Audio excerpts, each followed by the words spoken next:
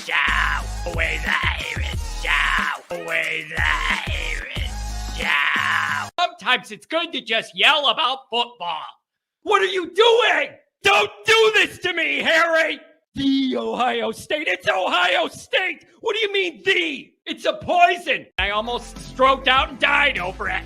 I'm glad to be at the party. I'm mad we're this late. You ain't a captain of nothing but a sinking ship. That helps the defense without them even doing a damn thing. Doing a damn thing. The call-in line. 312-988-15. You tell Johnny all you've heard and seen. No Irish. No Irish. No Irish. No Irish. Irish. Yeah, that's right. No Irish. No Irish. No Irish. No Irish. Irish. Yeah, that's right. That's right. Welcome in. Welcome back, folks. I'm already on a delay. What the hell's going on? Not a good start to the week. Come on, internet. Catch up, baby. You can do it. There I am. I was going to say, before the technology irritated me, it's good to start the week with a victory and we have our big scale complaints you're still going to have, but it does feel better to start this show after a win. After a win, it does feel better, and it feels better to have the chain back on. I'm getting used to feeling it again after a half a month off. That's where we're going to start, because I understand there's still frustrations, and I get, John, don't do this to me. I'm trying to be positive. Can I have 2 minutes to start the show and be positive before my natural personality takes over? Can I at least have those 2 minutes, John? He's saying, a win against Wake, LOL. I am trying.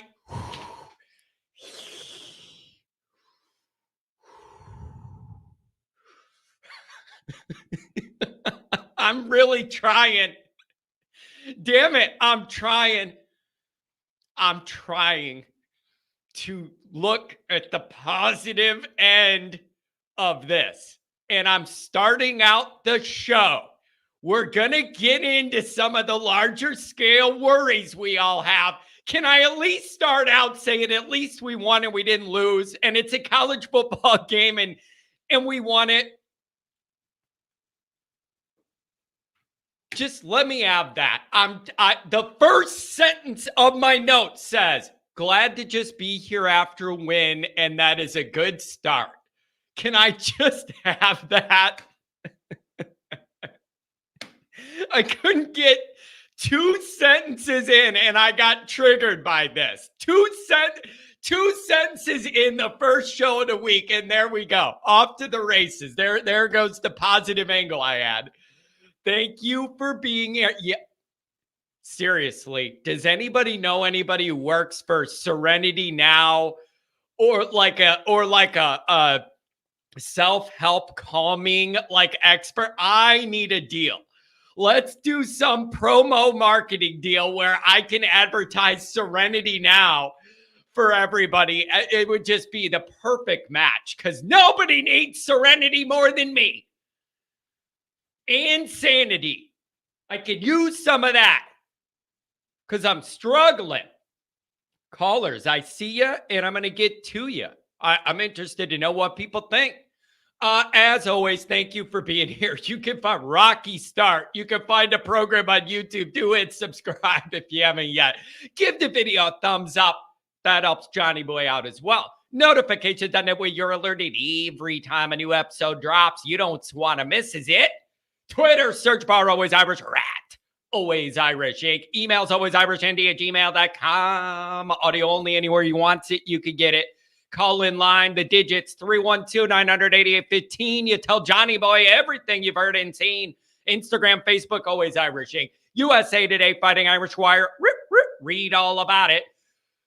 Patreon.com/Always Irish. It is John Kennedy and the former captain, Mike Goolsby. Now that the season's winding down, the Patreon's going to take a turn into bigger picture stuff and discussions and arguments and a whole bunch of interviews. First interview coming out on Patreon is going to be Jim Flanagan and his son, James Flanagan, the tight end committed Notre Dame. We had both those guys on at the same time. Double whammy, double Notre Dame hit. That's the kind of interviews we're getting on Patreon. You ain't going to get anywhere else. Jim Flanagan and his son. I believe we got something else coming. I think we got Ty Isaac coming up, the 5-star guy that was at Michigan and USC. We're going to have some of that. So stay tuned. We ain't messing around over there. Jay Carr says, you need to take a field trip to Omaha for an in real life episode in the Goolsby News studio. You're right on it. That's happening. He's got to get everything set up, and then I'm going to go there and we're going to do it live. He's probably going to end up choke slamming me or pile driving me or something. I got a feeling. So we'll see how that goes. So that'll be what we have going on there. And then it's Thanksgiving. And you know how it is with Thanksgiving. Nebraska. He's out in Nebraska for work, bought a big new property. Once he gets everything set up and has this big studio, I'm going to go there. We're going to hang out, talk some Notre Dame, crack some lids. It's going to be great. Yeah, I should bring up the stash. I don't want to scare Goolsby and his people when I show up to Nebraska as a skeleton with a mustache. And I'm like, let's yell about Notre Dame. Like, really? That's what we're going to do? I could see it happening, though. Yeah, that's it. I just show up as a skeleton and with the mustache. Oh, Mike, let's yell about football. Oh, God. Anyways, it is Thanksgiving week, and you know how that goes. Everybody has their deals for Black Friday, all that kind of stuff. Check out what we got going on at ndsubwayalumni.com. Check this out, folks. You're going to like this. We got a discount special. Check this out.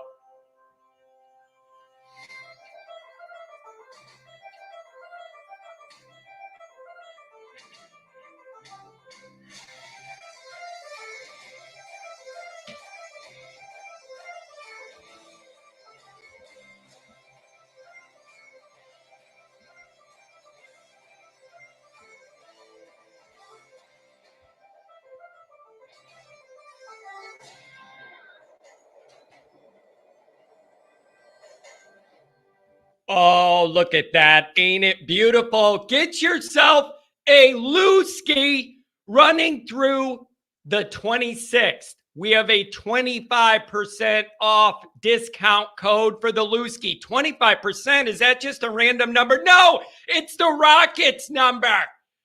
Get yourself a Lewski. We're going to get one for the tailgate to make sure that we have something fun at all of our tailgates from now on. So we are going to get one of those for the tailgate, and the promo code Lewski, L-O-U-S-K-I, capital B-F, Lewski B-F. Go ahead and get yourself one. Really well-produced commercial ad by those guys. Beautiful. Okay, we got a bunch of calls, and I want to give you guys your time. And we got this super chat. Let's check it out. A Daily $10 holler and Jelly. Let's go. 484 in the queue. 484, you donated. I will bring you up first. Give me 1 minute to get through a couple things I wanted to talk about. Am I selling whiskey? That's interesting. You mentioned that. I'm talking to a company who does Irish whiskey, and they may be interested in doing something, making some moves. I'm trying to make some moves. So we'll see what we can do. That's an interesting angle there. There's some discussions being had. Okay, so that's awesome. So stay tuned. Okay, first off, thanks everybody for being here. We all need to acknowledge the dynamic we're in this year. Callers, I'm going to get right to you. I just need to get the impetus of this out, and then I'll kick it to you guys. Let's just acknowledge what's going on. Let's cut through it all. Let's be very real about it. Okay? This isn't the way the end of the year should look and feel for Notre Dame. It's not what any of us wanted. It's not what we thought we might be able to get. It's just not what you want at this time of the year. Normally, if you're on a real world team, now the excitement's building. I want to make sure we're all on the same Notre Dame page here. In the real world, when you're a good team, right around this time, around Thanksgiving, you're building to something. You aren't going down and everybody's shutting it down and you're losing viewers and not as many people call and people are negative. No. You should be trending up. So we all need to acknowledge where we're at in a disappointing, frustrating place. My numbers show it. There's not as much juice, not as many people tuning in every day. When you ain't winning and you ain't in the hunt, that's what happens. That's the real world. And it's frustrating. So let's acknowledge that. Now, all Notre Dame could do is go 10-3. That's it. There's nothing else they could do. Nobody can undo those 3 losses, all the frustrations. All 3 of them had really unique frustrations to me. The way all 3 of them felt had very unique frustrations where we fell short.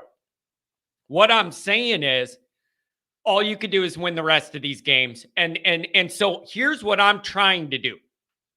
What I am trying to do is get in a position where we can win these games, then look at all the big picture stuff. I'm getting messed up in my mind trying to do all this at once, being mad at the big picture, wanting to look at the big picture stuff, but we're in this season now and have games to go, and it's all intertwining. And it's all I'm getting the signals crossed between what I'm trying to have us accomplish this year and look at the big picture stuff that needs to all be looked at. And somebody says, but John, do we even want them to win? If they win, Parker stays. Listen, if you're making those decisions, listen to me real good. If you were making those important big decisions and a part of the calculation is how we look against the worst teams we're playing at the back end of the schedule that are terrible, I got to ask what your evaluation process is, and is it good enough? I certainly do account for the offensive numbers Notre Dame puts up against bad teams or whatever. Those games count. Those games count. So when you look at the evaluation of all of this, certainly every game matters and you have to account for the bad teams, and you're glad we've been able to put up a bunch of numbers against all these bad teams. Great. But when I'm looking at this offense and where it needs to go, I'm not analyzing what we do against the bad teams. You are supposed to, any real world team should pile a bunch of points up against all those teams. I am looking more. I'm not saying you don't look at that, but I'm putting way more weight on the ledger on the games against good teams and good defenses. That is the measuring stick. That is the bar. What you do, how you look in the biggest games of the year against the best teams and the best defenses of the year. We could all play all the games you want. And if you want to convince your little Irish self that because we piled it on all these bad teams, the offense is awesome, go for it. You're setting yourself up to be let down and to be frustrated yet again. Yet again. You are. So you got to be honest about it. Be honest about it. I know it hurts. I know we hate it. I'm uncomfortable with it. This team has scored 19 points a game in the 4 games against good defenses. 19. And that needs to be looked at. And there's been no pivot, nothing else to go. The initial plan failed and there was no pivot. You're 0 for 2 on all those. The initial plan didn't work and there was no real adjustment to anything else that did.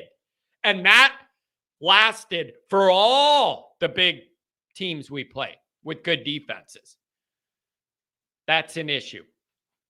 That's an issue. And we're just going to have to see what they're going to want to do. We're going to have to see what they want to do. Goolsby and a lot of people are telling me, I don't know why you're worrying about it. Parker's back. That's just the way it is. Deal with it. I don't know. And I don't want anybody to lose their job. I don't want to be a jerk around the holidays. It isn't about that. It's just that this is Notre Dame. This isn't some training wheels program where you can just do whatever and nobody notices. This is Notre Dame, baby. This ain't the place to learn. It ain't. And you already got a head coach who's on that journey. You can't add volume to that uncertainty and that learning track. Too far off. Nowhere near where it needs to be. All right, I got to get to these calls because there's a bunch of them. $5 holler from Omer TD. I hope you're doing well, my friend. I hope you have a wonderful Thanksgiving. And I am thankful in the vein of Thanksgiving. I'm very thankful I got to meet you at the tailgate. And I hope to see you again at the next one. $5 holler from Mike. Love that Parker showed our future OC that the play action pass game works when you have a solid running game. Nice parting gift by him in game 11. Mike, the tenor of your message suggests to me that you think it's a foregone conclusion that after this game in sunny Palo Alto, well, it ain't going to be sunny at night, Palo Alto, California, that there's going to be an announcement that Parker's a tight end guy or some hasta la bye-bye. Most people I'm talking to don't think that's going to happen. They don't think that's going to happen, Mike.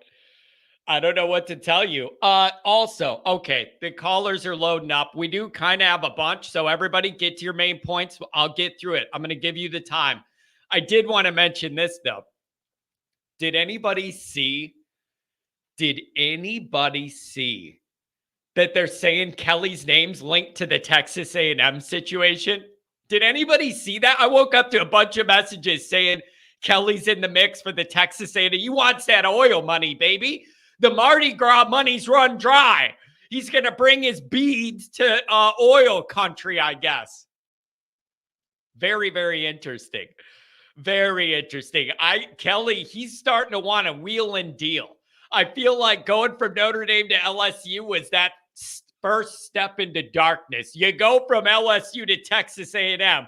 It tells you Kelly's fully diving into that SEC, anything it takes to win. He wants that oil money, and he's going to get a cowboy hat and bring his family down to Texas in an oil rig. Unbelievable. Unbelievable, this guy. So then what are you going to end up with? Notre Dame, what? The most Notre Dame-y thing of all time would be for Notre Dame to play Kelly at LSU in the bowl game. Right after it, he leaves and goes to Texas A&M, and then we play him week 1 next year. I can't get away from this clown. I can't get away from this guy. Unbelievable. Oh, Mike. All right, this is the last one I'm going to hit, and then we'll give it to the callers. How do you call those plays after stealing up possessions with the onside kick? Again, it all lines up and ends up with pure frustration. Follow me here. You got to explain to me, how much credit do you want for a nifty, tricky trick kick that you only pull out in a game you're going to win anyways, no matter what? There's no risk and not much to gain. How much credit do you want for doing that? You pulled out an awesome, awesome play. 3 losses too late. I needed that play to steal a possession against Ohio State. I needed that play to create you a spark that you desperately needed against Louisville. When you have 3 losses and you're beating a dog crap team at home, you don't get a lot of credit for that ballsy move because it's no longer ballsy. You got to do that when you have stuff on the line. Then So that right away frustrates the hell out of me that you did something that cool and you waited till you had nothing on the line to do it. You have no balls. You get no ball credibility for that. You got to do that shit and make those ballsy calls when it's on the line. And if you did that against Ohio State and didn't get it, yeah, that would suck. But at least you could go, damn, they have balls. They really went for it. They knew we needed one more possession, and then we were going to run it on them, and we were gaining momentum in the second half. That was the time. Even if you didn't get it, you could say, at least we went for it against Ohio State. You could at least say, at least they went balls to the walls, pulled something out of their ass, and tried it to beat Ohio State. I could have respect for that. I could have respect for that, even if it didn't work and you didn't get it. I could say you had the balls, you tried to get fancy and do something, you thought you need to steal that possession. Even if you did it against Louisville when everything was going against you to gain a spark, I could say you tried to do something to light up your team. And if you didn't get it against Louisville, I would have said you're already losing by a lot anyways. What the hell? At least you tried. So that's one issue I have with it is you do not get credit for being that creative and tricky now. It's too late now.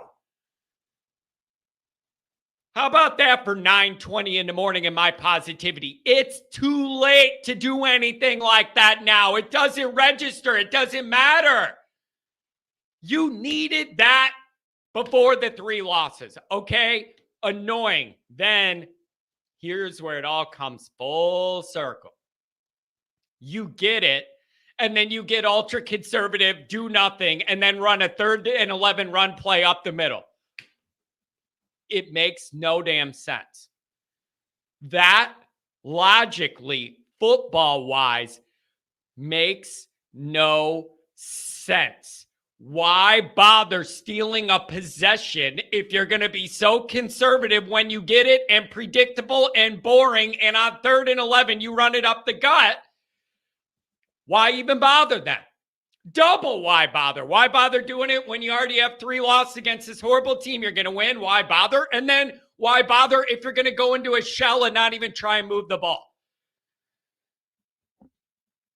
I'm trying to be positive, but a sequence like that is enough to make me lose my mind. It's illogical. It makes no sense to do that sequence. No sense to do that in that moment. I just don't understand it. Okay? And then the other thing is year 6 quarterback, game 11. And that whole sequence at the end of the half with the first down and then the spike and then a timeout and then another timeout and then you caught it, but it was for a loss in the clock run and then you spiked it and then you have another timeout and all that. I can't do that in week 11 against a bad team, man. I just can't. I can't do it. I can't do it. I just can't. I just can't. And so I don't know, man. I struggle with some of these things, but I do feel a lot better that Notre Dame got the win. I mean, can you tell in my voice? Even though we're out of national contention, all that, I understand all that. That's a frustration I live with every second of my life this year. However, it does make me feel better that we did win and we're coming off that. One more problem I have that's bugging me, and then we'll go to the calls. That USC win is always a big win to us because of the personal nature of Notre Dame and USC's fandom and all the hostility I have towards LA living and the Hollywood thing and all that. Nationally, every week that win looks worse and worse. It's a great win for us. Freeman needed it, and I loved all of it. But we were the one. Every time they lose again, you get less credit for that win is kind of the way it goes. That's kind of the way it goes. So now they got 4 or 5 losses. Your win against them looks less impressive each week. So what's your biggest win of the year? I'm going to say it's USC because of the personal nature of it. But as far as like the best team you beat, is it even USC? Yeah, Caleb Williams isn't talking to the press anymore. And people want the Bears to get him with the first pick and bring him into Chicago. Oh, yeah, good luck in that. Jason Leisure would eat him alive. Press conference 1. Like, this ain't Hollywood where they're all going to coddle you, bro.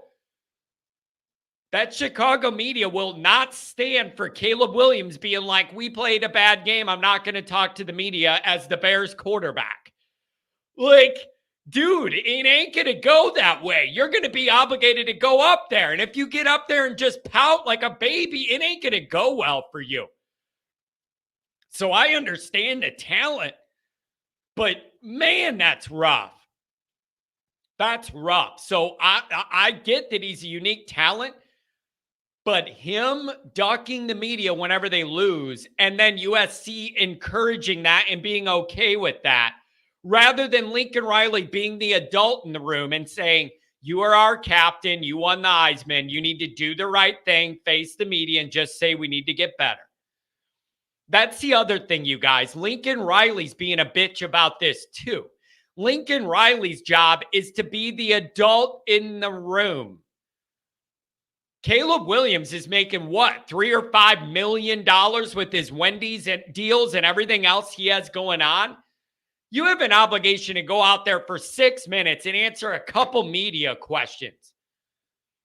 And the fact that Lincoln Riley's encouraging this little, when it doesn't go well, it's okay to not face the music. What a bitch. Like, that is just the weakest move, man. That's not leadership by Lincoln Riley. Leadership is saying, you're the captain of the team and the Heisman guy. You need to go up there and with me, and we need to take these questions, take the bullets, and acknowledge, that we lost the game and we suck. That's the mature thing to do. So I don't know what the Bears are going to do with the Panthers' first pick that looks like it's going to be overall number 1, if they're going to double down on Fields or get rid of him and go the quarterback route. Wow. I'm scared about that for all of them.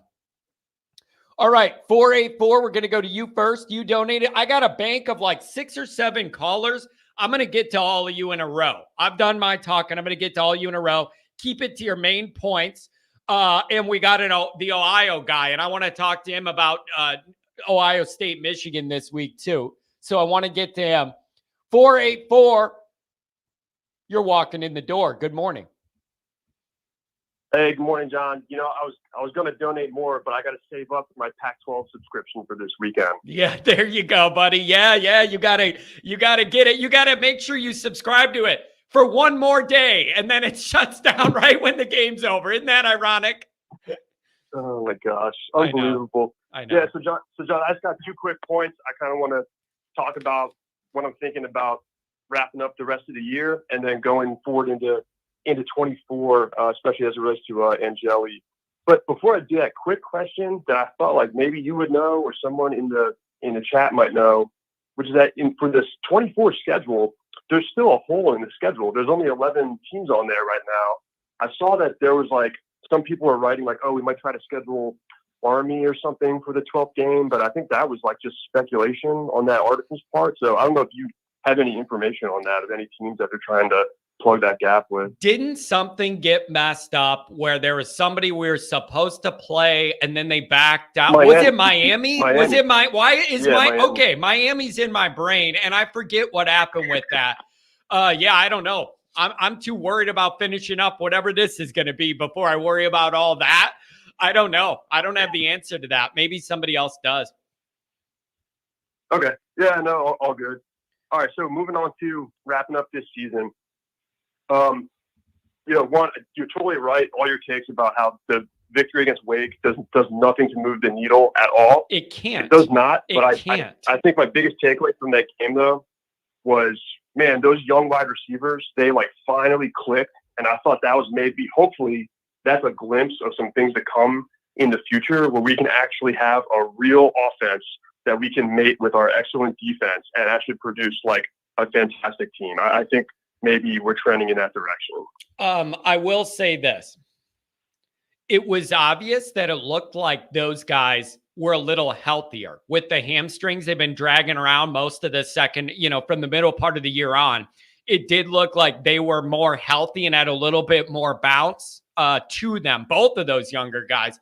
That was really, really good to see. But again, I have a really hard time judging it because they're not good at football. And so everything you do, I have to look at through a different lens when I know you're playing a bad team overall. Now, I know their defense is better than their offense, but they're just not a good team overall. And it was good to see. Did it feel like to you that they opened it up a little more this week, throwing the ball around, trying to get deep a little bit? Did it feel that way to you? Oh, yeah, no, 100%. And I mean, and Parker even acknowledged that, like, he had heard some of the criticism of, like, oh, okay, not doing enough play action, not doing deep balls with Hartman. And I almost think he overcompensated a little bit. Like, some of those, I don't know. There was the one deep ball, I think it was might have been to Raritan, I think, where it was like Flores and somebody else was way wide open, like right in front of the end zone. I think they did the play action to be like, okay, Twitter, I saw all the shit you were talking. Here's your play action you wanted. It almost felt like they gave you overserved you on that just to shove it in like, okay, we get it. This is what you want. Here, take it. It did seem like that. And then, John, moving on, and I think we might disagree on this point, is that, we agree this game and Stanford game do not move the needle. And we're going to a bowl game that arguably no one cares about. Correct. However, if we play LSU, if LSU is our opponent, Hartman must play. We must start Hartman if we go up against LSU. What do you think about that? It's going to be really, really interesting. I don't know where's Freeman's mind on that. That's where, when I think about that particular dynamic, I want to know where Freeman's brain would be on that. Is it, we got to do all we can to win right now and Sam gives us the best chance to do that? Or is it, we're in a bowl game, a lot of guys are sitting out on both sides and Hartman wants to go, we need to see what Angeli can do against in a starting role rather than just mop up, dude. Like, I don't know where their mind's at. I don't know what Hartman wants to do. I don't know if Freeman's going to look at it that way or want to get Angeli some time in a real environment. Because follow me here, man.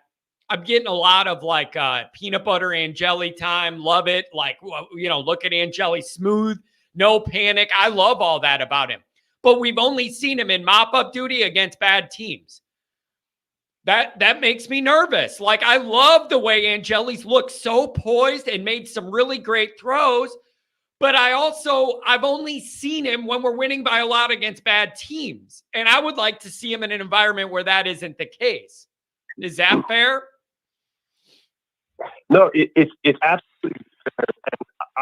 And I'm just saying, I think that the Hartman playing in the bowl game is going to be unique to if it's LSU. Because if it's LSU, if it's another opponent, sure, sit them, play Angeli. Bro, you're cutting out a little bit. You're cutting out a little bit. Better? No. Can you hear me now? No.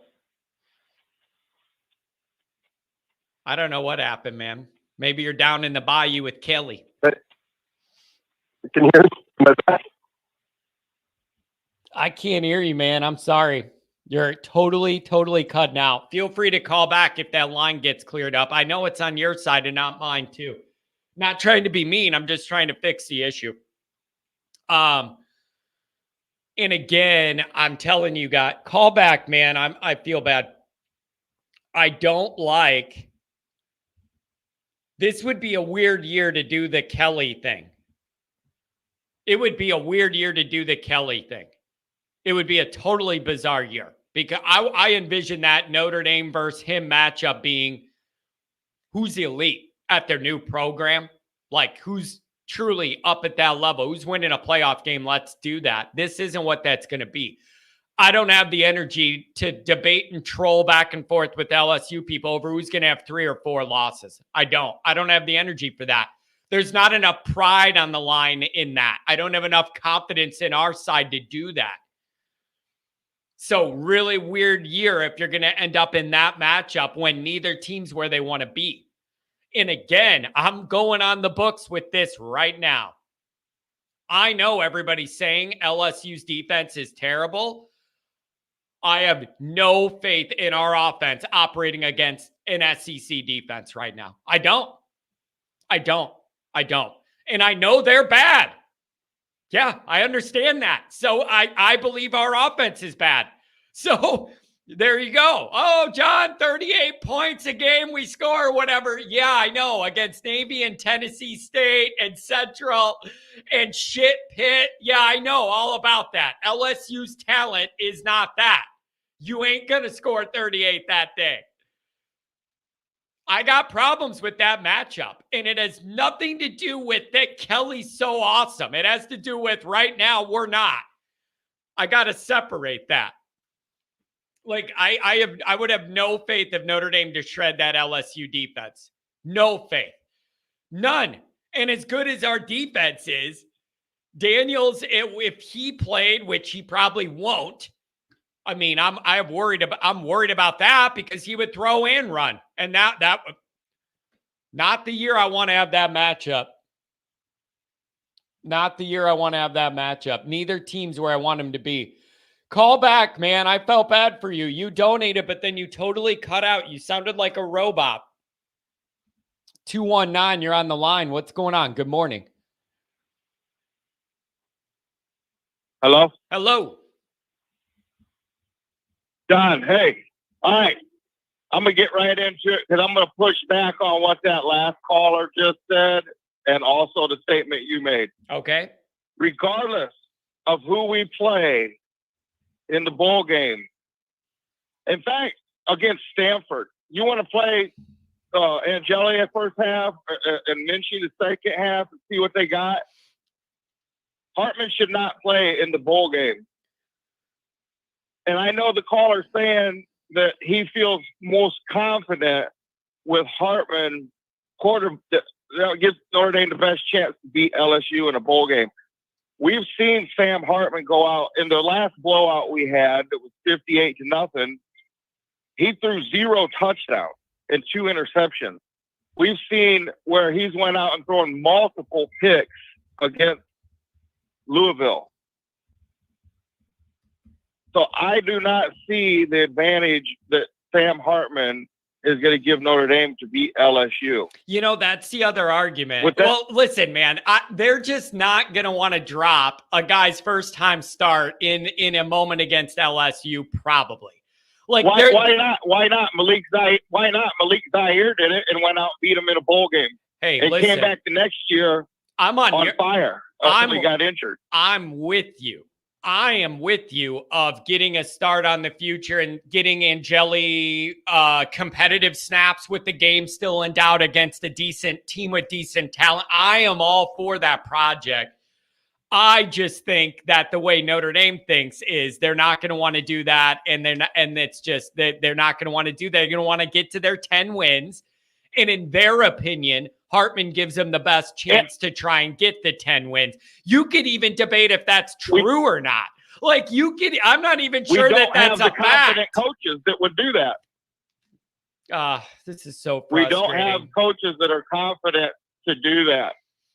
Okay, if Freeman wants to rectify and he wants to gain back some trust from some of us that don't trust him and that don't even want him to coach anymore because of the same mistakes we've seen since the first game he coached in versus Oklahoma State, where he was screwing around with the timeouts, could have called him differently, and we would have had a chance to kick the field goal in that game.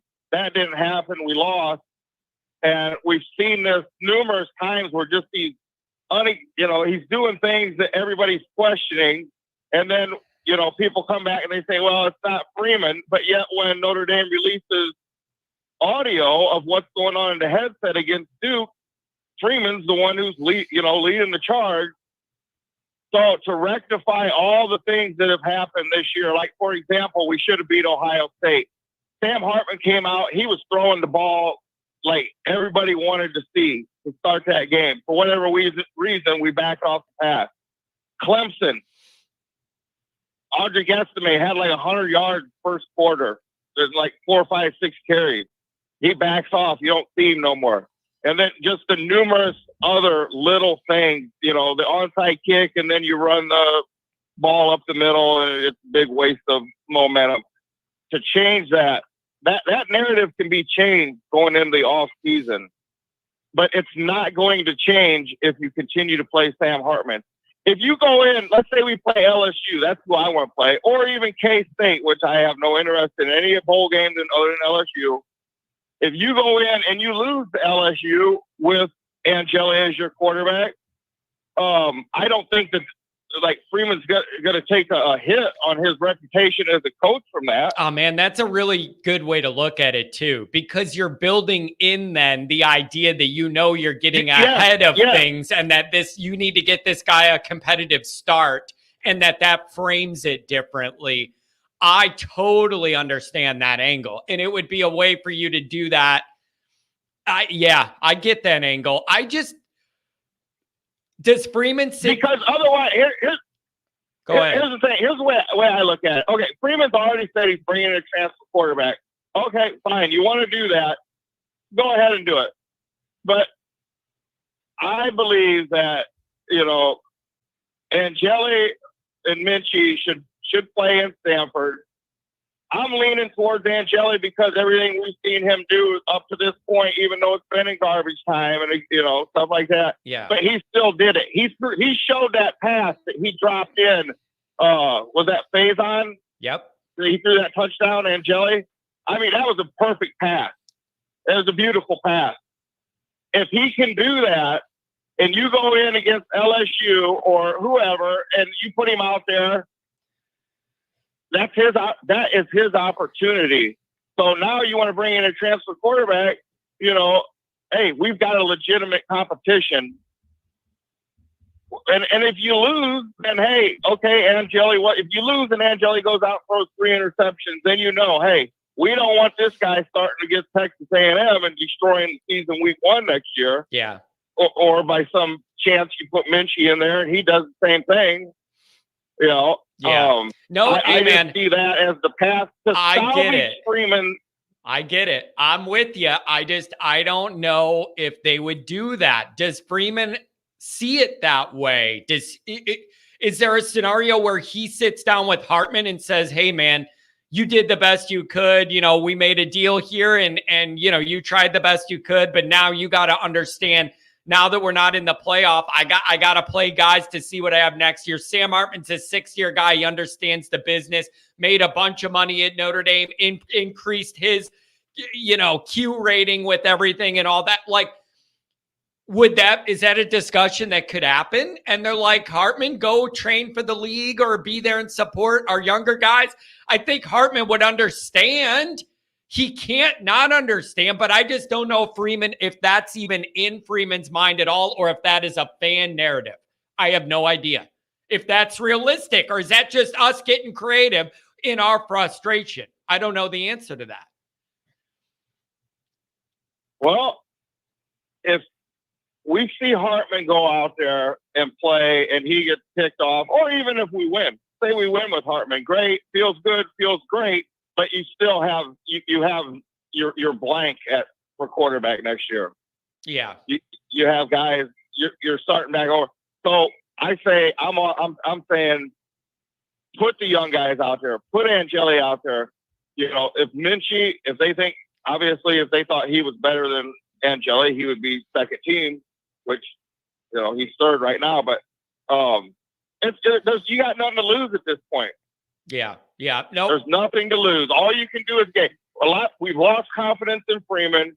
The season's a bust. Freeman, go out there, be the leader. Hey, not everybody gets to play quarterback. And Sam Hartman, thank you for your service. Yeah. Good luck. Adios. but we're bringing in new guys because we're setting up for next year. I don't know. And you know, if oh man, it's so frustrating. I don't even know. I don't know if that's in Freeman's mind at all. There are certain people who are going to make the argument. Are you sure that your odds of winning whatever bowl game it is are that much more increased with Hartman than Angeli? Like a lot of people, I think at this point aren't even sure that it's a 100% sure thing because of some of the instability with Hartman. And I don't know. Somebody's saying one start shouldn't make or break any QB. I don't think it should either, but it would help inform you of what you may have. That's the point. It wouldn't make or break Angeli in that one start, but it would give you a bigger body of work to gauge him against a team playing as the starter, playing the first team defense and all that stuff. Like, that's what it would be about. It would be about further informing you of what you might have, I think. Exactly. I agree with you. So I agree. That's going to be tricky. I mean, he goes out, plays like shit, and loses the game and throws 3 or 4 picks. Guess what? I don't ever want to see him on the field again. You know? Yeah. We'll go with CJ Carr, Minchie, and we'll get the transfer. But, you know, if you go out, you can play close, or maybe you play a good game, but for whatever reason, you know, we lose. You know, I bet I wouldn't hold against him. Yeah. But I'm going to hold it against Freeman if we keep going with Hartman, and there's no future with that. Yeah, that's the frustration. That is the frustration. And that's where the argument came from of making a quarterback move after the third loss. And it's like that feels like you're throwing away the year, and Freeman can't operate that way. And it's frustrating, but I guess I understand that angle of it. So I don't know. It's frustrating, man. We're going to have to see how it goes. Let's see how we do in Palo Alto and then see what this bowl matchup is. Sure, it's going to be majestic. Well, like they say, there's always next year. Yeah. Oh, yeah. I've been operating on that. And one of these. And we got Williams. We got Williams coming in. Pisano. Hey, that dude's quick, man. Nobody moves. He's different. He moves different. I don't know if he can bench press, 185 pounds. But Pisano, the old tight end. Did he get reincarnated? Faison. That was funny. Yeah, I know. Faison. It was funny. The little jitterbug out there that nobody can move. Oh, yeah. Nobody on the field on either team cuts at top speed like he does. He should be our punt returner, and then you're going to put Williams. You'll have Williams out there. If Tobias could ever get it together, Hey, what does that tell you? What does that tell you, though, that our go-to most elusive receiver, the only one who jumps off your TV, is the guy from the lacrosse team? What does that tell you, caller? I don't know what to make of it. Just like, the guy who kicked the field goal in the NFL for Notre Dame, is like the record field goal or whatever, and he never even kicked for ND. So, I don't know what to make of it. But, hey, he's here, and he's good. Yeah. Hey, he's real good. Hey, and he needs to be a part. Listen, man, I totally understand where you're coming from on this. There's no easy solutions. I think what you're going to bump up to is, and I'm struggling with this myself, you're going to bump up to the difference between the fans' frustrations and what we want to see look into the future.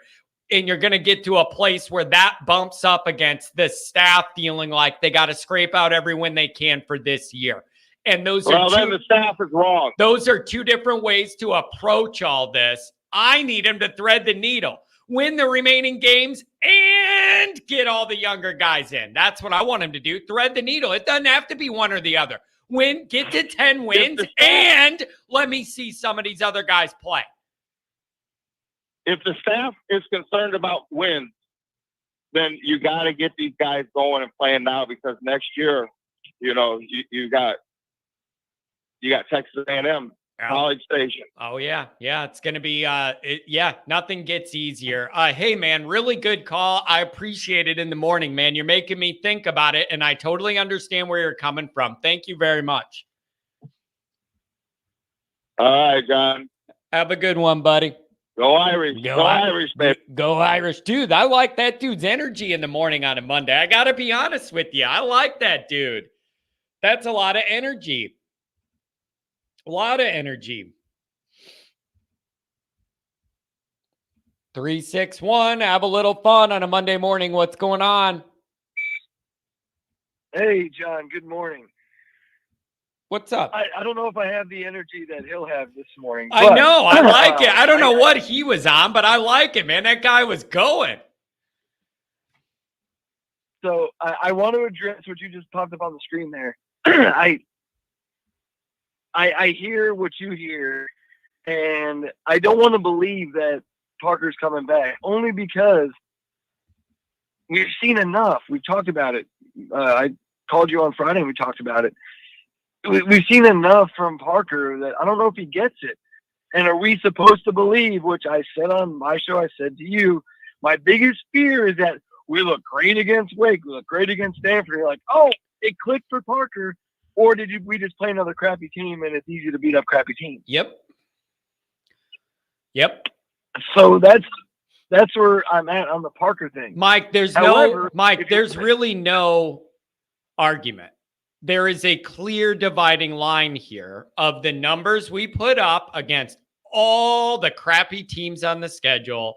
And anytime you played a real team or / a real defense, you scored 19 a game and had no answers and looked terrible.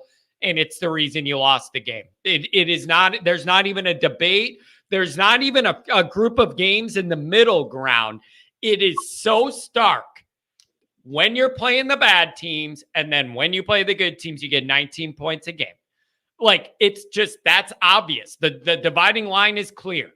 So I don't know where that leaves us. Well, if you want to be the optimist and think of if Parker stays and kind of play that out, you look at what just happened against Wake, something we all talked about a lot on social media. Holy smokes, play action actually works. Look at that. When you have a guy like Estime who can run for 100 yards a game and you sell it to him, things open up. And I don't know if you saw it the way I did.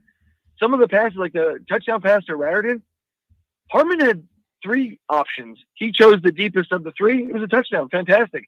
But the reason the middle area was open was because of the play action. Do we not understand that? And my fear is, so the optimistic side is, okay, Parker figured it out. He's going to move that forward and bring that into next year and make our offense a little more variable and not predictable. But the side of me that's seen Parker this entire season tells me, like you alluded to, he did that to go, okay, we did it. Can you shut up now? I'm not going to do that anymore. It's almost like the relationship where the significant other saying, hey, I need you to be more like this if you want this to work. And then you do it, but you're really uncomfortable doing it, and it never really works, and it blows up in your face anyway. That's what my fear is. Like, he did it to do it, but he really doesn't like doing it, and he's not going to keep doing it. Yeah, it's okay. How would you react to this? I just got a chat about this discussion, Mike. This is good. Why do you this is regarding us complaining about the good team, bad team split, okay? And he says, why do you expect a bunch of freshmen to perform better against good teams? What kind of reasoning is this?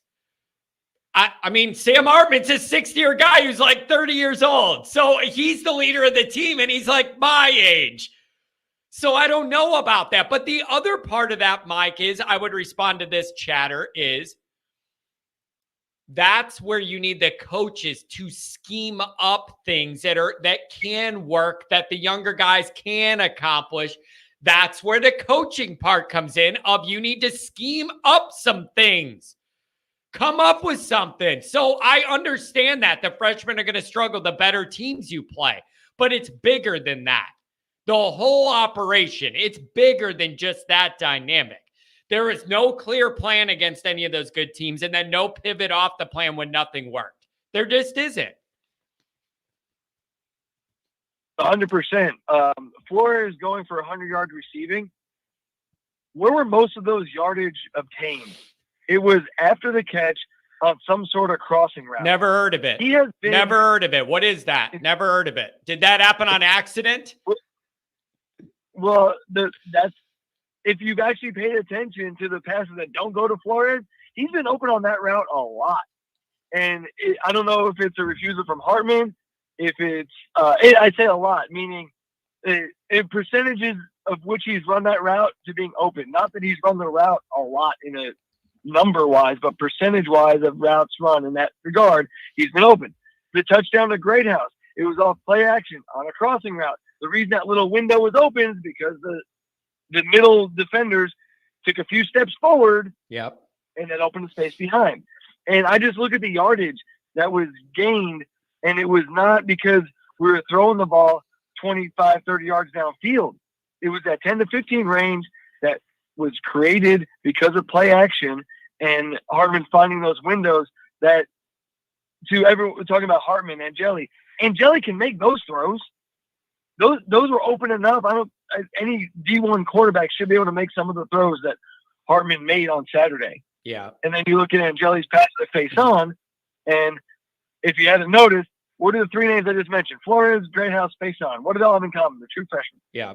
And I get the point you just made. What are we expecting from true freshmen? That's what we're left with, unfortunately. Yeah. And the other thing is though too, I have a million problems with Notre Dame's run game against those good teams. And that is tangentially connected to what you have outside. But I even have a problem with the runs they try and run and the way they set it up and how predictable it is and running into these full boxes and thinking you're just going to do it and it'll be work out somehow. Like I know these are all connected, but even the run fit philosophies I disagree with. They're predictable and run right into the defense's strength. Like I got problems up and down that offense. I just do. And the blame goes all around. The blame goes all around. I'm not blaming one person for it. There's problems all over I don't like. Yeah, and it doesn't help that, it was Wake Forest, so we win 45-7. But you alluded to it on the onside kick, the end of half. There's some coaching decisions that, I'd love to figuratively say they'll cost you a game. They already did, and they have. And we continue to somehow make the mistakes that have nothing to do with the talent on the field. It has nothing to do with the execution of the play. It's literally the decision from the beginning is a terrible one, and I'll never understand it. Yeah. Thank you, Holden State, making the most athletic catch on a 3-yard loss I've ever seen in my life. That it cost us 2 plays. It cost us 2 plays. That. Again, you win 45-7, so what does it matter? But at some point, those are going to matter. But you know what, Mike? Here's the thing, man. If we had one loss, nobody's complaining about all that stuff right now about the Wake game, right? Like nobody is. But when you're in this position, you're nitpicking everything because you're frustrated. But if we had one loss and we were in playoff contention, we'd be overlooking all that stuff. This is the position you put yourself in when you lose 3 games. Everybody's looking to complain about something. Yeah, no, absolutely. And like I said, I just saw a lot of things that, honestly, I liked. I liked the amount of play action. I liked how we found ways to get. Yeah, it's just too late. Too little, too late. Week 11. I'm not over it. Like too little, too late. It's game 11 and you have 3 losses. It's too damn late to start doing the stuff you should have been doing 8-9 weeks ago. Exactly. It just is. And that's why I can't just enjoy it because it makes me mad. Where the hell was all that 9 weeks ago? Well, and we've been saying it since Tommy Rees. And I'm not going down that road, but I'm just saying I always felt like there was a lack of understanding in our personnel and where to best utilize them. And you saw a lot of that on Saturday. You're right. Flores and Greathouse are true freshmen. Are they as experienced as they need to be? Of course not. Do we have more experienced receivers? No, we don't. But they got to play. Well, how can we make them good assets? And it's what we did on Saturday, and it's too late. It's like, great. The only hope is that if you want to keep this guy around next year, please look at what just happened against a not awful defense. Okay, it wasn't the best, but it was far from the worst, and there was productivity. How did you get there? Like, let's be a little self-scouting, self-aware here. And if you're gonna bring him back, that better be a point of emphasis in next year's team, regardless of who the quarterback is. Yeah.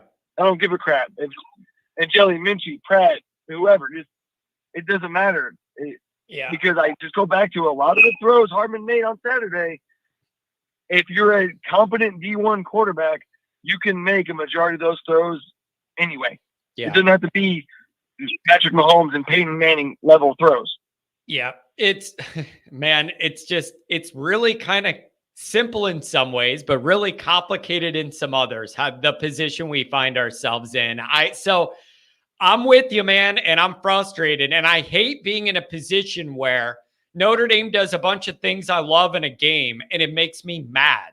Like, that is uniquely Notre Dame, that they do that awesome kick play, and I'm mad about it because I'm going, you don't get credit for being ballsy now. Like, it's way too late to get creative and come up with something cool. You needed that 3 losses earlier. I'm just frustrating to end the year, man. But I don't know. Go out and beat the hell out of Stanford and recruit on the West Coast. I don't know what else you could do right now. Yeah, no, you're right. We got to go win at Stanford, and some people I've heard, well, the season is over for all intents and purposes and what we wanted to accomplish. But I will say, getting the 10 wins does have a little bit of value. When you go look at a team's record over the last 5, 10, 15, 20 years, you look for that second digit, and that. Yeah, I look for it. I needed the second digit in the regular season, though, Mike. I needed that 10. I needed that 10-2 in the regular season. I get liking that fat round number, but I wanted it after 12, not 13. I know. We got to find a way to watch the Pac-12 networks. We can watch Stanford. Yeah. And then we'll have a few weeks to discuss and hear what their plan is for the ball game. Who's going to sit? Who are we playing? I'm interested to see that. Yeah, I'm really interested to learn that and see what it's going to all line up like. Hey, Mike, thanks a lot for the call on a Monday, man. I love the way you're always – your wheels are always spinning, buddy. I appreciate it, man. It's enough to drive you nuts, rattling all this around in your head. Thanks for talking it out with me on a Monday. Yes, sir. Enjoy your week, John. You too. Have a good one, man. Oh, I love that guy. Oh, man. I wanted to address one chat here, and I'll go back to the calls.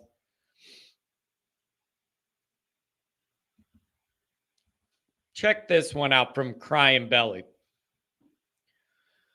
This is 100% about the head coach's offensive philosophy and conservative approach in the biggest games and not about the OC. The difference in play calling is so stark when playing good or bad teams. I've been thinking about this a lot. It genuinely felt to me, now that we have almost all of the season body of work to review and react to, it felt to me like the plan, the worse team we're playing, the more aggressive and creative and open the offense is. Right? Are you following me? Like, against the bad teams we played, that's where you've seen any sort of passing game and yards after catch and anything like that, anything at all from the real world of offense. You only see it against the bad teams. And they start out kind of playing that like that's the plan. And then against all the good teams, the plan is line everybody up on the line of scrimmage and then run the ball into a wall, take no chances, and then just hope that works. That makes no sense. That's exactly how I feel. Against all the bad teams, the plan was, we think we could do it against them, so we're going to try and open it up and throw it around and get guys in space. But then when they play a good team, they're so scared and conservative, and that's how you end up Bring in all the tight ends and everybody. We're going to just run a boring, predictable run play with nothing to it into an 8 or 9 man wall. That's what we're going to do. And then on third down, pray the tight end gets open across the middle. To me, I think you got that backwards. The better the team you're playing, the more I think you need to try and open it up. Provide different looks. Let Ohio State know you're not afraid to throw the ball somewhere. So it's just kind of weird to me, man. It just feels like if you're going to be so conservative in those bigger games with what you want to run, you got to be good at running it. Like, if you're going to pare the playbook down that much to as limited as it's looked against all these good defenses we played, you got to be good at what you're running. And we're not. We weren't in any of those games good enough to just be like, well, this is what we're doing and we're going to make it work. You weren't good enough to do that. And it cost you. So I do see this crying belly, and it does bother me. A part of me thinks it should be flipped. You should be willing to do more, to try more, to win the bigger games. And at least see if you could do it. It felt like they were totally scared and just decided we weren't going to try at all to do anything like that. And I just don't like it. I don't like it. 419, you're on the line. What's going on? Well, I guess we're putting Pat to sleep. He said he's going to bed. I'm blaming all that Chicago alcohol he consumed last night at the Hawks game. I'm not blaming our entertainment value. I'm blaming him and his drinking habits on a Sunday night. Yeah, that's probably it. Yeah. So if you told me Notre Dame would be averaging 38 points per game and we'd have a top 10 defense, I'd probably ask you who we're playing in the playoffs. Yep. Isn't it wild? Yeah, and then, I mean, this is going to end up being the least impressive 9 or 10 win Notre Dame team in recent memory. And it's because the offense is so underwhelming. Yeah. Obviously. I mean, against all the good teams, they shit the bed. We never win because of the offense. It's more times than not, it's like despite the offense. Yep. I mean, all the big games this year, USC at the time was a big game. They had 250 total yards. So it was everything else. It wasn't the offense. Can I ask you a question, a Notre Dame question? When is the last big game against a recognized national good team where Notre Dame won that game and you came away from it going, hot damn, Notre Dame's offense was a big part of the reason we won that game and we couldn't have done it without him, and the offense came to play today and the offense beat a good defense and won us that game? When is the last time you could say that a big game win by Notre Dame was primarily helped by the offense? When? Yeah, that's exactly my point. And and the wins were averaging 53 points, but we know who those are against. And then, like you said, 19 points in the losses.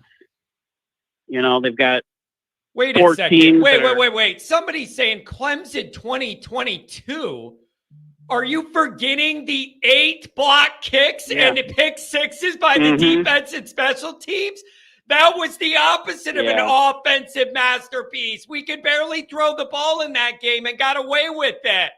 That was all special teams defense and then running the ball. No, that is the opposite of what I'm saying. No.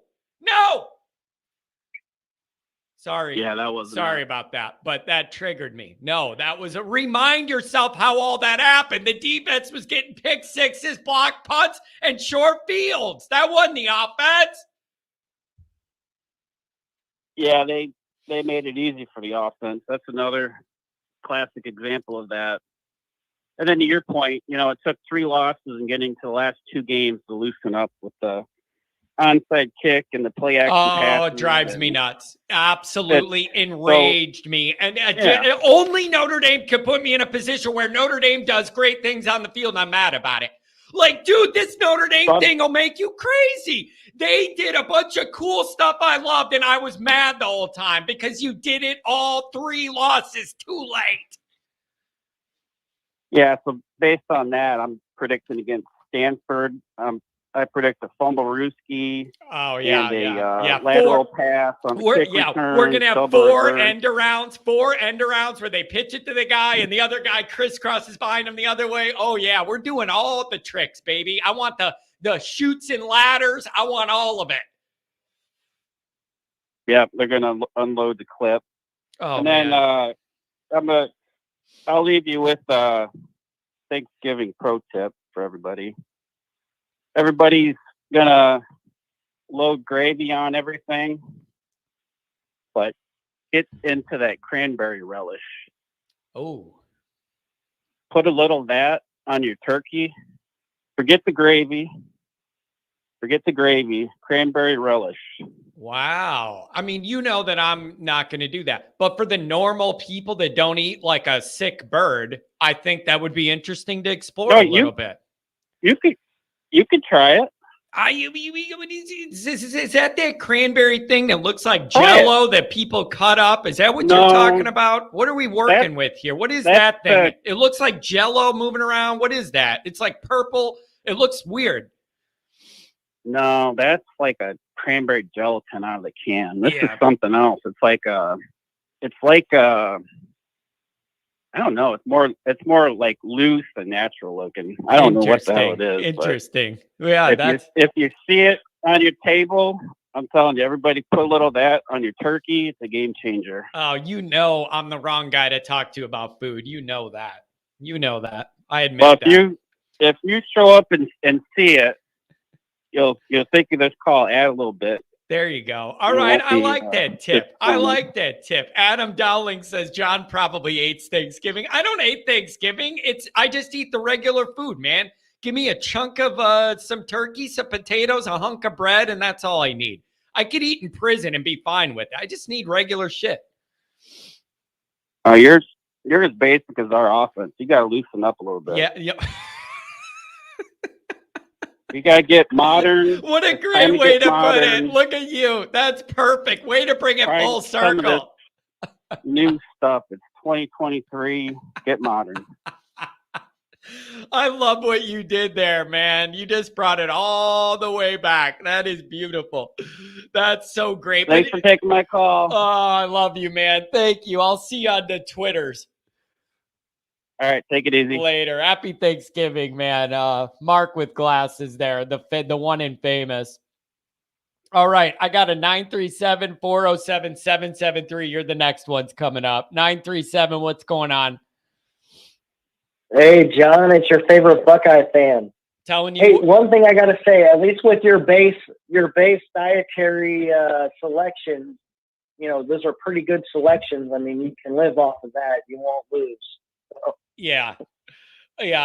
I'm telling you, man, this is the week to talk to you. The build up for what your team has this weekend is, I don't see that there could ever be a build up bigger than this one. It is always personal. Now it's personal times 10 in every different way. The numbers are going to be astronomical. The potential downside of what might happen to who loses this is in play and in doubt. This is huge. And I'm going to ask you this. Am I wrong in saying I think Jim Harbaugh not being there puts more pressure on Ohio State and Ryan Day than it does Michigan? Do you agree with that or not?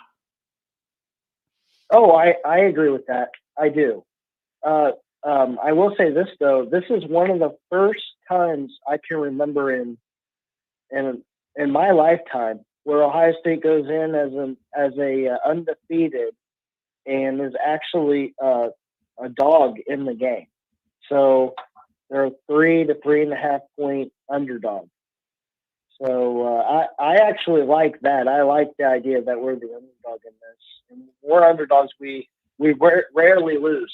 So yeah, and then bodes well. The other thing is, for as much as Michigan's been bashing in all these high schools they play, they looked a little iffy to me. The most vulnerable they looked was this last week. So I don't know what you make of that. Maybe it's just, maybe that's a symptom of all the off the field drama they're all dealing with. I don't know, but it didn't impress me that much this week.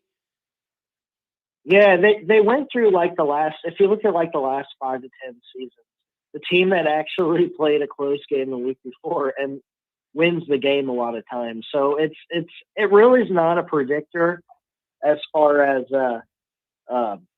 this week, as you know, as far as struggle. It doesn't seem like the struggles continue into the next week. But I will say this: I think Michigan, they're not playing their best football of the season, and the last 2 weeks would suggest that. Yeah. I mean, if you look at Penn State, they ran the ball 35 times because they were scared to pass the football, and their offensive line couldn't block for their quarterback, so they had to run the ball 35 straight times, or they would have put that game in jeopardy. And if you look at this week, the Maryland game. I mean, let's be honest, Maryland's quarterback gave them 9 points in that game. That's the difference in the game. It's almost like this huge referendum on all of this, of like them being vindicated and overcoming it all. And it almost feels like if they lose, it's like proves that they cheated in some way. Like it's getting weighted. Yeah. Does that make sense? Like it's getting weighted so heavily that if they win, they're going to feel like this vindicates everything, all what they're doing. And if you guys win, it almost feels like it's a judge banging the gavel, guilty, guilty. Like this proves it. Like the weight I'm feeling on what this is going to represent is amazing. Like I'm not kidding, dude. They need extra security around there. I think it's going to get ugly, man. You're going to have all the t-shirts people are making, Harbaugh behind prison, like bars. Like I'm telling you, this is going to be dangerous. I just think this is going to be a huge event. Huge. I agree with you. And if you look at the 1 versus 2 game back in 2006, both teams pretty much respected each other. And, there's always a dislike between Ohio State and Michigan, right? Yeah. But this year, there is just, you get like average fans, and they are just like, they just hate. Both sides just hate each other. The Michigan side, this is probably the first time ever where the Michigan side, all their fans are delusional and think that Ryan Day is the reason why Jim Harbaugh's in trouble.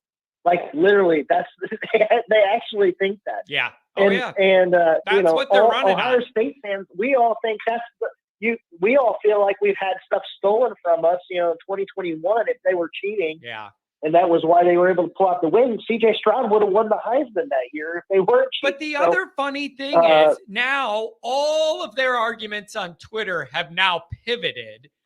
And now it's all like that Ryan Day set this all up. And I'm like, dude, what does it say that you're more worried about how the information comes out than what the information is? Right? Like they ignore all of what the facts are and they just want to bring up how people found out. I have a problem with that deflection. Yeah. Well, it's funny. It's funny too. They want to say Michigan versus the world, but then they also want to be America's team. So I'm not sure how that works. Hey, they're grasping for straws. And it's just a bad look. And they're all martyrs and they're the victim. And the way that they've gaslit America with all this shit, it makes everybody sick to their stomach. And I got to tell you this, man, nobody likes your damn fan base either, but 98% of America is going to be painting their face white and red this week. You know what's that's what I said on the Twitter to a couple Michigan fans saying they're the American team. I said no, Maryland's America's team this week, and next week Ohio State's Yeah, exactly. Yeah. Whoever's playing you is America's team. Did you see their fans? I cannot believe this. My cousin plays for Maryland, right? And so I kind of had a rooting interest in the game, obviously. But at the end of the game, Michigan's fans, this is a away game. they rushed the field. Like I a bunch did of their see fans that. went on to Maryland. No, you know what That it is? No, you low. know what it is? I saw that and it bothered me. You know what it is, man? It's Michigan football brain disorder, MFBD. All of these people take their lead from Harbaugh, who is a bull in a china shop, just does whatever he wants, and everybody gets out of the way. And he just does whatever comes in his juvenile brain level activity. He just does whatever, and then everybody lets him do it because he's Jim. There's a mentality with those people that you just do whatever you want, worry about it later, and don't consider what you're doing or if it's appropriate. You just go through life doing whatever suits you in the moment, and you just worry about the consequences later. That's why nobody likes those people.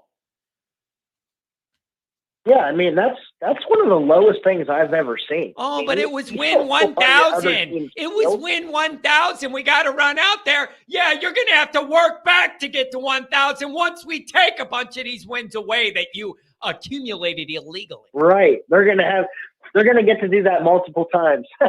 Yeah, exactly. But you know what else is funny about the 1,000 wins?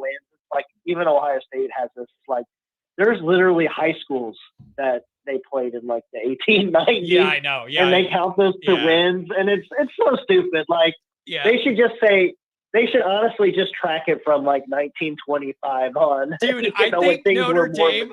I think there was one of these teams. I forget if it was Notre Dame or Michigan had wins against a dental school in like 1900. I'm just picturing all these nerd dentists out there trying to block and tackle and run, and it's like. Yeah, it is really, really funny. But I don't know, man. John Bacon. Jim John Bacon. Oh yeah, John Bacon over freaking I don't want to taint the well. Go ahead on John Bacon. I'm very familiar with him and his work. So John Bacon. I just want to say one thing. I completely disagree with him on everything, but he did put out a good little post about that, and it showed all the top teams. Alabama, Ohio State, Notre Dame, LSU. And it showed like wins in their history. And there was one, Ohio State played the Dayton YMCA. And that was counted as a win, like in 1905 or something. I love it, man. Hey, a win's a win is a win, baby. Right. Exactly. So can I ask you, I want to ask you your confidence level entering this game. Like I'm telling you, I have the little like football anxiety in me about it. And it doesn't even involve my team other than there's one that I really hate, never want to win a single game again. I want to know what your confidence level is. I believe, man, that pressure on Ryan Day is the real deal with Harbaugh not there, especially the optics of this are such. He better put together a good plan and it better look good, damn it. Yeah, actually, I'll say this. I think most Ohio State fans have a lower. So last year, everybody thought we were going to kill them or we were going to win the game. Yeah. And I think this year, the confidence level's lower, but I think that will make it to where Ryan Day plays looser. And his team will, I think last year they got really tight. But I think, with this whole scandal thing, it's going to, if Ohio State gets some success, I think that the players on the field it'll be a different type of a deal. I just really do think it's going to be different. I think my confidence level last year was like 100, basically. I think my confidence level, I'm going to go with 60%. I think we're going to win. I just 60-40. I just think there's some things that Michigan is doing right now. They haven't really played anybody besides Penn State. Yep. And in that game, and even then, State made a lot of stupid. And even then, I would argue you played half of Penn State because they had no offense. They're in the Notre Dame plan. Get in a big game, do nothing. Offense, get in a big game, do no offense. Yeah. But the defense keeps you alive, builds you hope, but eventually wears down, and then a back play, and then you fall apart. I have seen Notre Dame play that Penn State-Michigan game 30 times in the last 10 years. That is Notre Dame's big game plan. That's how they do it. Yeah. Yeah, and I think so. I do think if you would have asked me 5 weeks ago, I would have been 60-40 the other way. But I think looking at it, Michigan's definitely a beatable team. Oh yeah. The other thing I wanted to mention, because you were talking about Notre Dame's best win, it's kind of crazy, but you look at like the good teams. There's not that many good teams out there this year. It just there's a lot of really mediocre teams, and Ohio State. You know, Notre Dame's a decent team, but like man, Wisconsin's not very good, and all these teams that we thought were going to be good, they're just not very good. You look at Iowa is like the fourth best team in the Big Ten, and they can't even score on offense at all either. So it's just a weird year. Yeah. So not that. You look at the S. Yeah, I need you guys to just win this game. Like we gotta end this, and we gotta knock that group of people down a peg. Yeah. Like you really, you know what? this is it, man. What they this said is it. We need it. This is what the Bucknut said today, and I thought this was great. A guy that I really like, Dan Rubin, and he said that Michigan after this, they're going to get blown back to the Stone Age. They're going to get some serious sanctions from the NCAA. So this is their year. Yeah. They have to do it now, or they're not going to do it. Yep. Because Ohio State's going to kill them next year. So, but if Ohio State wins, Ohio State needs to go to their 3 or 4 best players at the end of the game and say, if you want to go down with a sinking ship, go down, or hop on our bus and come back with us to Columbus. We're not taking prisoners. Yeah. And the other thing is, it's all about trying to get it now because they have fears of what's going to happen with Harbaugh. They're losing all their best players because they have like 45 seniors and they're all good. And they're going to lose all of their like nuts and bolts players. The schedule increases in toughness 100% next year from what it was this year. And you never know. Cornerback Will Johnson's the only really great player that's returning. And you never know when the clock's going to run up on that NCAA investigation. So that's hanging over you. It's all about getting what they can get this year and then dealing with whatever comes later. I need them to not get anything they want this year and also get nailed later. I need that to be the path. Not them think they got away with something and then later we take it from them. I need them to not even get that far. Exactly. Well, thanks, John, so much. And real quick, your best win, I think it's between Duke and North Carolina State. Yeah, NC State's 8-3, so they're pretty decent. Yeah, that's just man. That you got to understand. That's not what we had in mind, but it is what it is.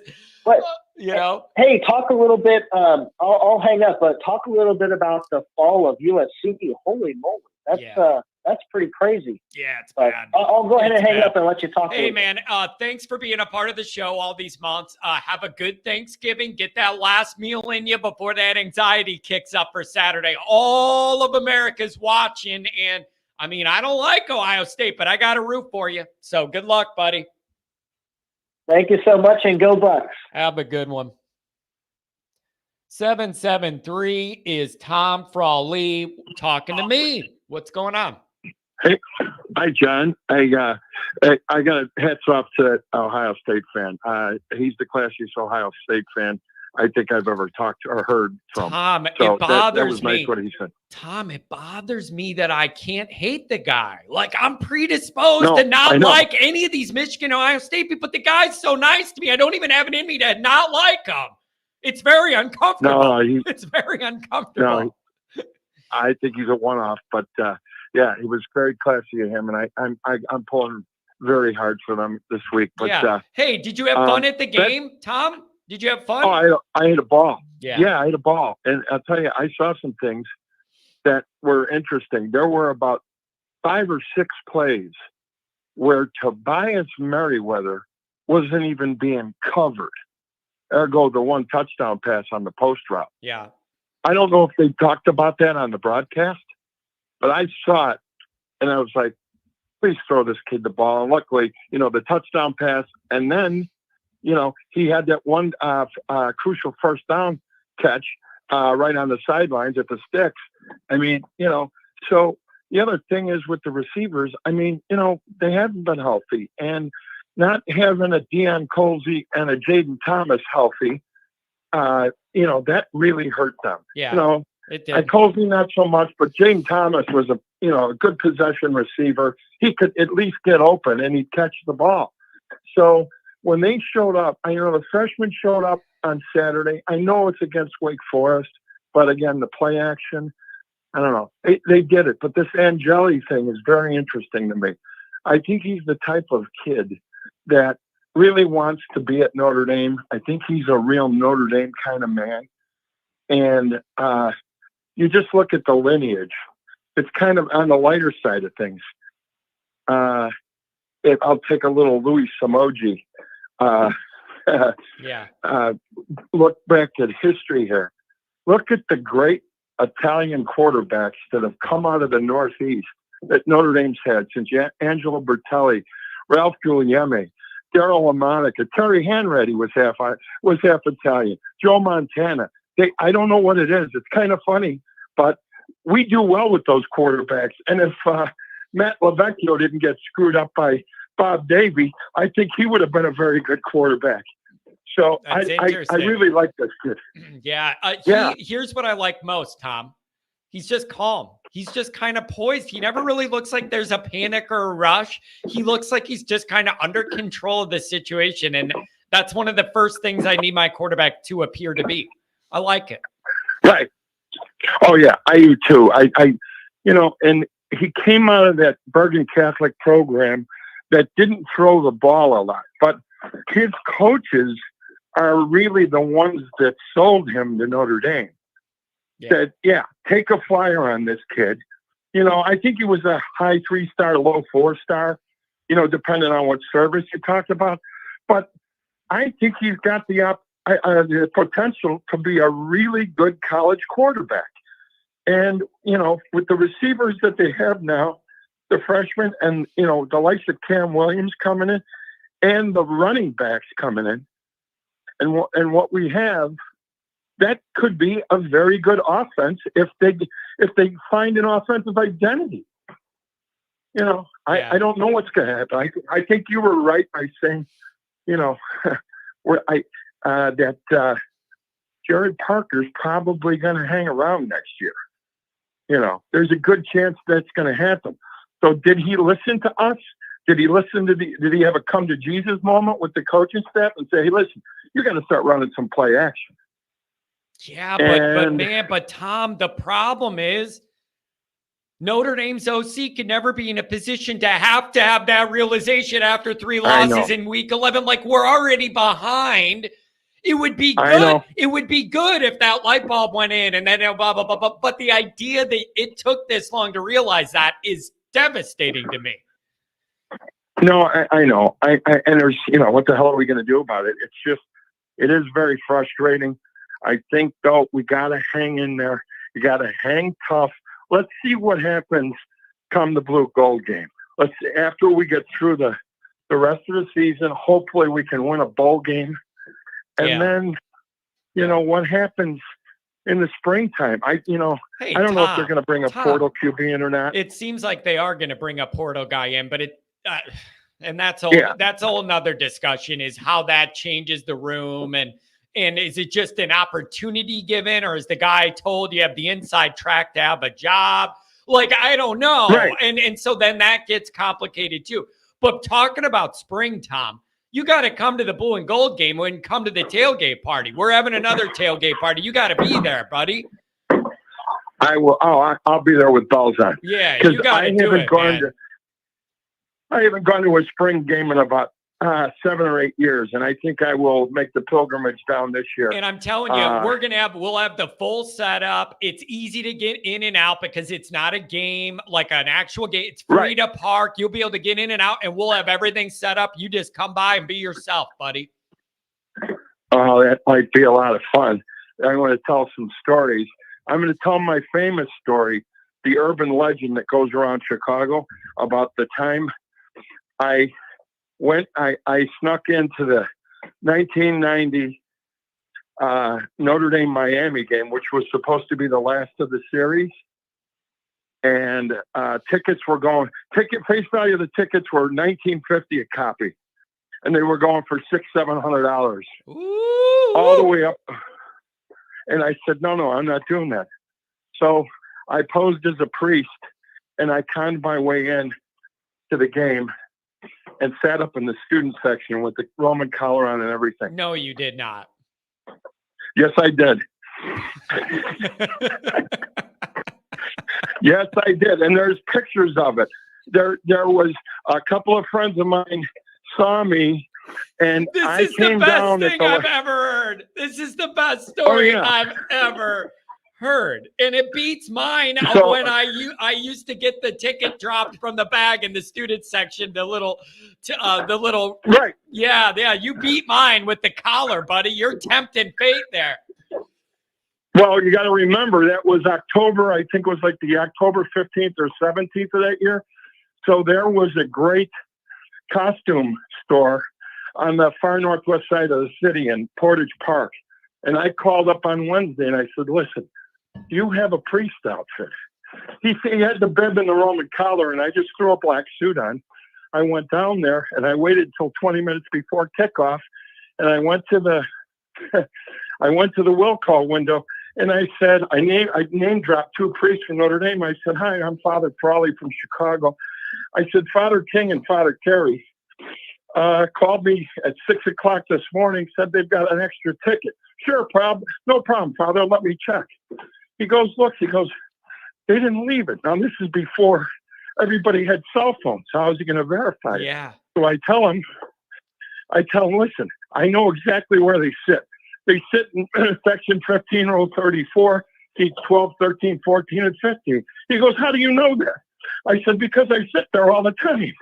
Come on in, Father. As soon as we got into the concourse, he went one way. I went right into the bathroom, laid low for 5 minutes, walked up into the student section, and watched the game. That's beautiful. Yeah. That's gorgeous. Were you blessing people in the crowd?